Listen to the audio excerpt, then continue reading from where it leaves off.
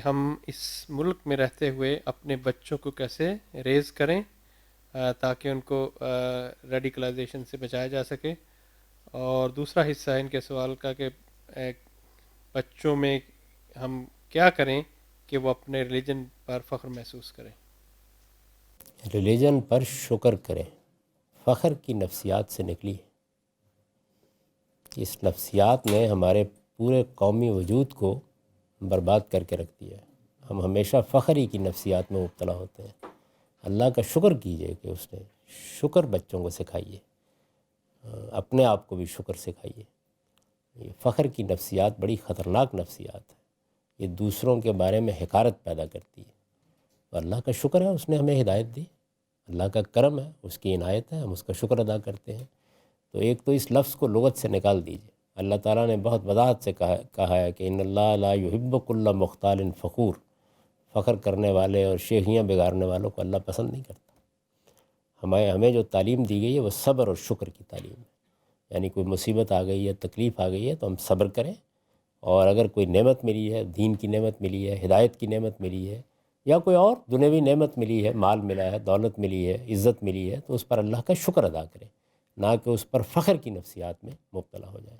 تو یہ لفظ تو اپنے لغت سے ویسے ہی نکال دیجئے کہ ہم اپنے دین پر فخر کرنا سیکھیں. ہم اپنے دین پر شکر کرنا سیکھیں کہ اللہ تعالیٰ نے ہمارے لیے راستہ کھولا، ہمیں ہدایت دی، ہمارے لیے وہ راستہ کھولا جس پر چل کر ہم اللہ کی بہترین نعمتیں دنیا میں بھی اور آخرت میں بھی پا سکتے ہیں. تو سب سے پہلی چیز تو یہ. دوسری چیز یہ ہے کہ آپ اپنے بچوں کو جو بنانا چاہتے ہیں گھر میں وہ بن کر رہیے. یہ نہیں ہو سکتا کہ آپ کی زندگی تو کچھ اور اخلاقی اصولوں پر گزر رہی ہو اور بچے کسی اور چیز کو اختیار کر لیں. بچے سب سے پہلے اپنے والدین کو، اپنے گھر والوں کو دیکھتے ہیں. ان کا آئیڈیل ان کے ماں باپ ہی ہوتے ہیں، وہ انہی سے سیکھتے ہیں.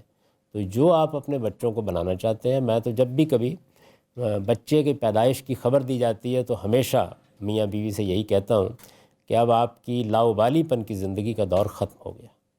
اب آپ کو ذمہ دارانہ حیثیت سے اپنے بچوں کے سامنے ایک اچھے کردار اور اچھی سیرت کا نمونہ پیش کرنا ہے. اللہ تعالیٰ نے یہ شادی کا رشتہ قائم ہی اصل میں بچے کے لیے کیا ہے. تو اس لیے اب اپنی پوری طاقت اس میں صرف کریں کہ آپ جو چیز اپنے بچوں میں پیدا کرنا چاہتے ہیں، یہ خدائی کام ہے جو آپ کے سپرد کیا گیا ہے. آپ اس کا اعلیٰ نمونہ بن کے رہیں. ایک چیز. دوسری چیز یہ ہے کہ خود اپنے دین میں اپنے آپ کو ایجوکیٹ کیجئے. میں یہ لفظ استعمال کروں، ایجوکیٹ کیجئے. آپ کو معلوم ہو آپ کا دین کیا ہے، اس کا آرگومنٹ کیا ہے، اس کی بنیاد کیا ہے. جتنا زیادہ آپ کا علم بہتر ہوگا اتنے بہتر طریقے سے آپ بچے کو بھی دین بتا سکیں گے، اس کے سوالوں کا جواب دے سکیں گے. کوشش کیجئے کہ آپ کے بچے جہاں کہیں بھی ہیں وہ قرآن مجید کو سمجھ کر پڑھ لیں. بہت اچھی بات ہے کہ وہ عربی زبان سیکھ لیں، لیکن اگر نہ بھی سیکھ سکیں تو کم سے کم قرآن مجید کو سمجھ کر پڑھ لیں. اور جو اسلام کی لینگویجز ہیں، دیکھیے ہر علم کی لینگویجز ہوتی ہیں، مذہب کی کوئی زبان نہیں ہے، لیکن اسلام جب ایک علم بنا ہے رسول اللہ صلی اللہ علیہ وسلم کے بعد تو اس کی کچھ لینگویجز، جیسے آپ کہتے ہیں کہ انگریزی سائنس کی لینگویج ہے. آج کے زمانے میں اگر آپ سائنس کو جاننا چاہتے ہیں تو آپ کو انگریزی پڑھنی چاہیے. تو اسی طریقے سے اسلام کی بھی کچھ لینگویجز ہیں، وہ 3 ہیں: عربی، فارسی، اردو. ان میں سے کوئی ایک زبان بہت اچھی اپنے بچے کو ضرور سکھائیے. تو میرے نزدیک اگر آپ نے یہ کام کر دیے بس کافی ہے. اس کے بعد ہدایت دینا، راستے پر رکھنا وہ اللہ کا کام ہے. وہ چاہے گا تو دے دے گا، نہیں ہے تو بس دعا کرتے رہیے.